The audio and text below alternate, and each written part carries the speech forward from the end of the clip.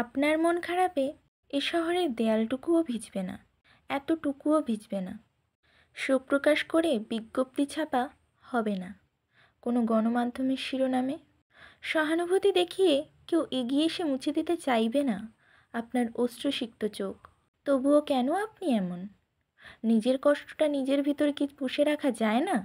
কেন বারবার প্রয়োজন হয় দ্বিতীয় কাউকে? আপনার নীরবতায় কোলাহল থামবে না, এক মুহূর্তের জন্যেও থামবে না। প্রিয়জনের ব্যস্ততার সমারোহ, চায়ের দোকানের বেজে চলা অবিরাম গান, কিচ্ছু থামবে না। শব্দের মাত্রা এতটুকু বিন্দুমাত্র কমবে না। ভোর হলেই রোজ নিয়ম করে পাখিরা ডাকবেই, ব্যস্ততা বাড়বেই যার যার স্বতঃস্ফূর্ত দৈনিক রুটিনে।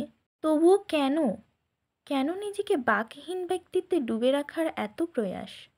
কেন নিজেকে মিথ্যে আশ্বাস দেওয়া হয় কেউ একজন আপনার সাথে কথা বলার জন্য সময় বের করে রাখে রোজ? আপনার একাকিত্বে শহরের জ্যাম ঠেলে কোনো প্রিয়জন আসবে না, কেউই আসবে না।